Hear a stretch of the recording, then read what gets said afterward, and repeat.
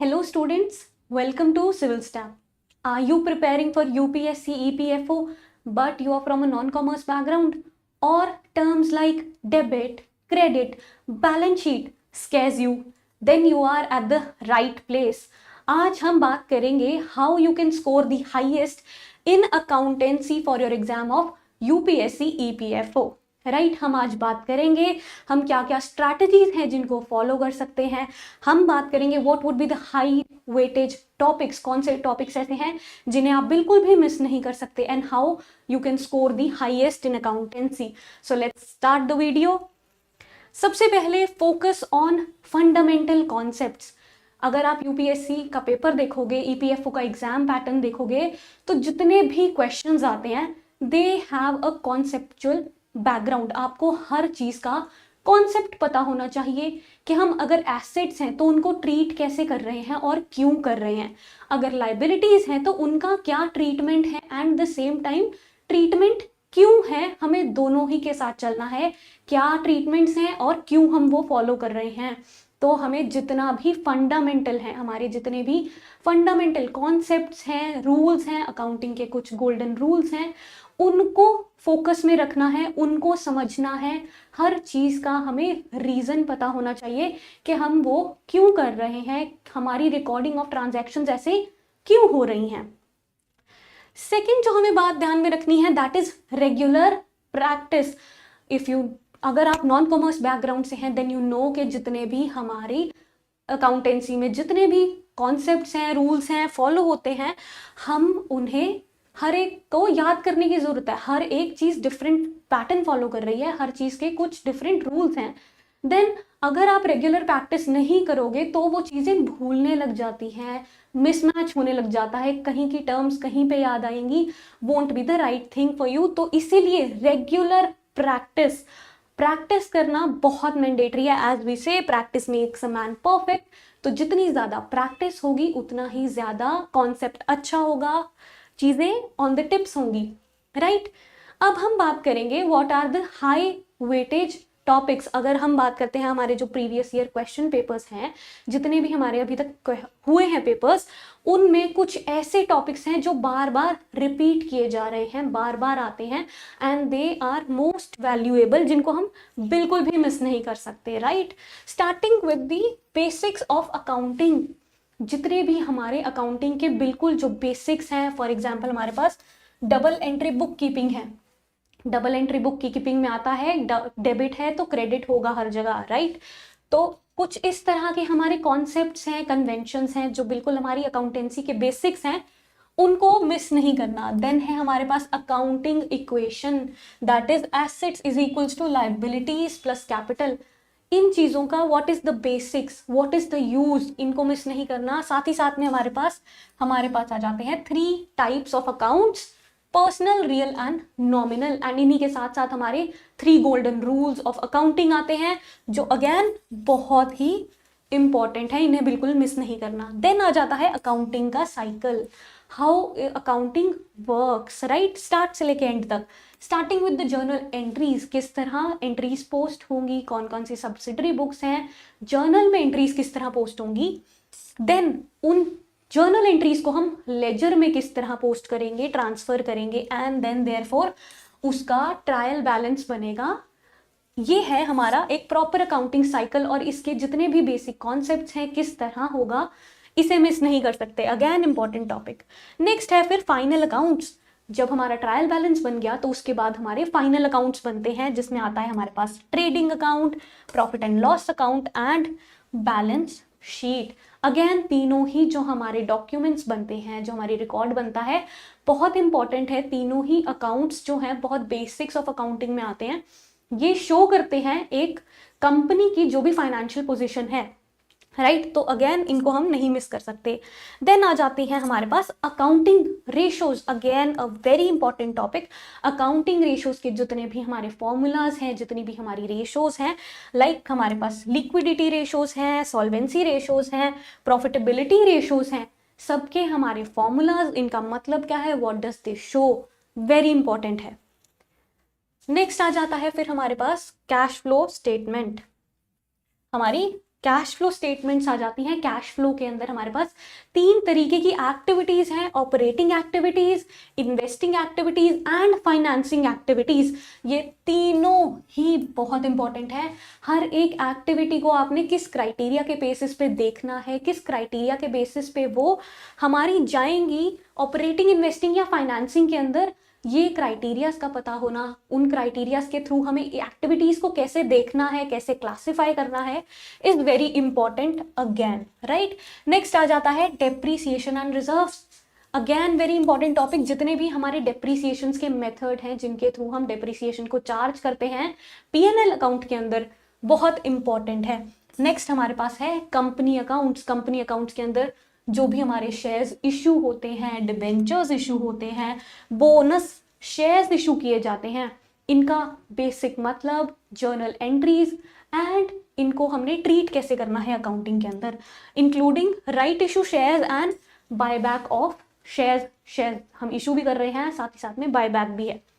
Then हमारा again very important topic जो बहुत बार एग्जाम्स के अंदर आ रहा है, दैट इज अकाउंटिंग स्टैंडर्ड्स।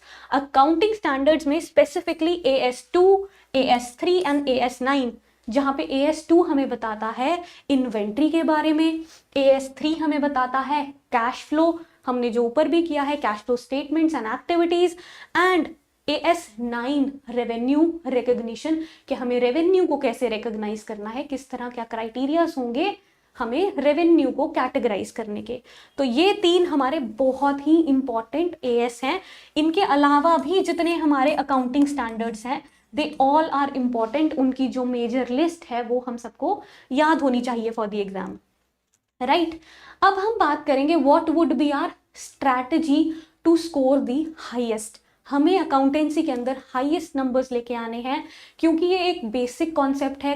अगर इनके कॉन्सेप्ट समझ आ गए, once you understand the reasons behind it, बहुत ही इजी सब्जेक्ट है, बहुत ही कॉन्सेप्चुअल सब्जेक्ट है जिसे आप कर सकते हो, राइट। स्टेप नंबर 1 हमारा क्या होगा कि हमने अकाउंटेंसी के जितने भी बेसिक्स हैं उनसे स्टार्ट करना है। अगर आप स्पेशली अगर आप नॉन कॉमर्स बैकग्राउंड से हैं, तो जितने भी हमारे गोल्डन रूल्स की हम बात करते हैं, कॉन्सेप्ट्स हैं, कन्वेंशंस हैं अकाउंटेंसी के अंदर, तो ये कुछ हमारे बेसिक्स हैं जिन पर पूरी अकाउंटेंसी बिल्ड होती है, आगे वर्क करती है। तो स्टार्ट करना है with the basics of accountancy, ताकि जो फाउंडेशन है वो बहुत रॉक सॉलिड हो। जितने भी क्वेश्चंस आए आप उनको टैकल कर सको, हैंडल कर सको। टाइम लिमिट के फ्रेम के अंदर आपको आंसर्स देने हैं, तो आपके जितने कॉन्सेप्ट्स, बेसिक कॉन्सेप्ट जितने स्ट्रांग होंगे, उतना इजीली आप किसी भी क्वेश्चन को समझ पाओगे, अंडरस्टैंड कर पाओगे और आंसर कर पाओगे at the same time. Then हमारा होगा कॉन्सेप्ट पे फोकस करना है। कैलकुलेशंस को हम थोड़ा छोड़ भी सकते हैं। यूपीएससी ईपीएफओ का अगर जो एग्जाम पैटर्न है उसके अंदर सारे के सारे क्वेश्चन कॉन्सेप्ट बेस्ड आते हैं कि हम किसी भी अकाउंटिंग स्टैंडर्ड को क्यों फॉलो कर रहे हैं, उसके पीछे के रीजंस क्या हैं। हम अगर बेसिक रीजंस, कॉन्सेप्ट्स, अंडरस्टैंडिंग पे वर्क करना है कि हमें वो चीजें समझ आए कि अकाउंटेंसी इस तरह वर्क क्यों करती है, not just calculations, right. Next होगी हमारी strategy practice previous year questions. जितने भी हमारे प्रीवियस ईयर में क्वेश्चंस आए हैं उनको तो याद ही करना पड़ेगा। You have to remember those previous year questions, क्योंकि हमने देखा है जो एग्जाम पैटर्न है उसके अंदर यूपीएससी क्वेश्चंस को रिपीट कर रहा है, सेम ही क्वेश्चंस बार बार आ रहे हैं इन डिफरेंट फॉर्मेट्स, राइट। अगर क्वेश्चंस देखोगे तो उसके अंदर एक में हमारा लीफो पूछा गया तो दूसरे में फीफो पूछ लिया गया है, जो कि बहुत ही सिमिलर कॉन्सेप्ट्स हैं, सिमिलर हमारा पैटर्न है। बहुत ही माइनर वेरिएशंस के साथ क्वेश्चंस को, सिमिलर क्वेश्चंस को पूछा जा रहा है, इसलिए previous year question papers are very important. हमें प्रीवियस ईयर के जितने भी क्वेश्चंस हैं वो रेगुलर प्रैक्टिस में रखने पड़ेंगे। Next, create formula and keywords sheets. Again very important. अगर मैं बात करूं हमारे अकाउंटेंसी में जो रेशोज हैं उनके फॉर्मूलाज की, राइट, मैं अगर बात करूं अकाउंटिंग स्टैंडर्ड्स की, IFRS की, तो ये ऐसे टॉपिक्स हैं जिनको आपको क्रैम ही करना पड़ेगा, रट्टा ही मारना पड़ेगा। आपको अंडरस्टैंडिंग के साथ साथ काफी चीजें होंगी जो आपको लर्न करनी पड़ेंगी, बाय मेमोरी याद रखनी पड़ेंगी। तो उसके लिए फॉर्मूला एंड कीवर्ड शीट्स बनाना बहुत इंपॉर्टेंट है। जितने भी हमारे कीवर्ड्स जहां पर भी यूज्ड हैं, जो हमारे मेजर फॉर्मूलाज हैं, जो हमारे एएस हैं, आईएफआरएस हैं, इनकी शीट्स शुड बी मेड जहां से आप क्विक रिविजन्स कर सको, क्योंकि जितना एग्जाम पास आएगा उतना आपके पास रिवीजन का टाइम कम होता जाएगा। तो ऐसी शीट्स या नोटबुक वुड बी प्रेफरेबल जहां से आप एक बहुत ही क्विक रिविजन कर सकेंगे, जहां से आपको इमीडिएटली याद आ जाए दीज वर द टॉपिक्स जो हमने कवर किए हैं and these were the things that we need to be learned, right. Next आ जाते हैं फिर हमारे रेगुलर रिवीजन पे।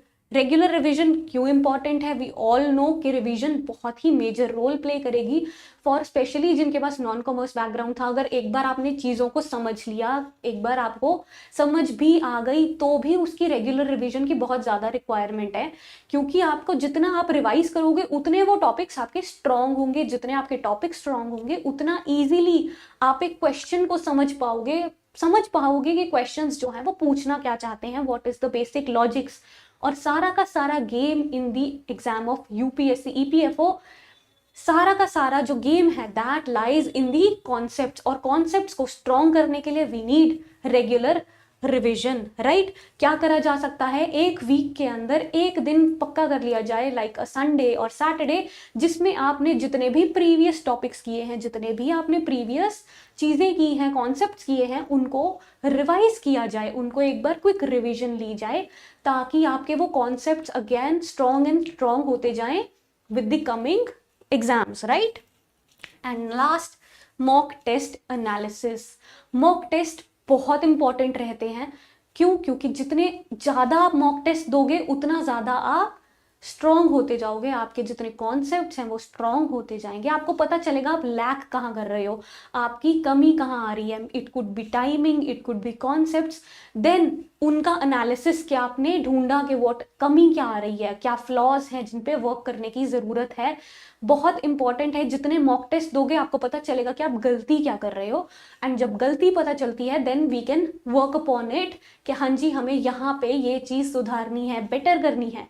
एंड इसी तरह till the exam if you do regular mock test and उसकी एनालिसिस एंड उनके साथ साथ गलतियां सुधारना भी, देन एग्जाम के टाइम पे it would be favourable for you. तुम्हें पता चल जाएगा कि ये क्वेश्चन किस तरह अटेम्प्ट करने हैं, what would be the strategy, and also आप अपने टाइम को बहुत कम कर पाओगे। आपका जो एक क्वेश्चन को अटेम्प्ट करने का टाइम लिमिट है वो बहुत कम हो जाएगा with the regular practice of mock questions, ठीक है। Thank you so much all for joining. I hope you do all the great in your exams. All the best.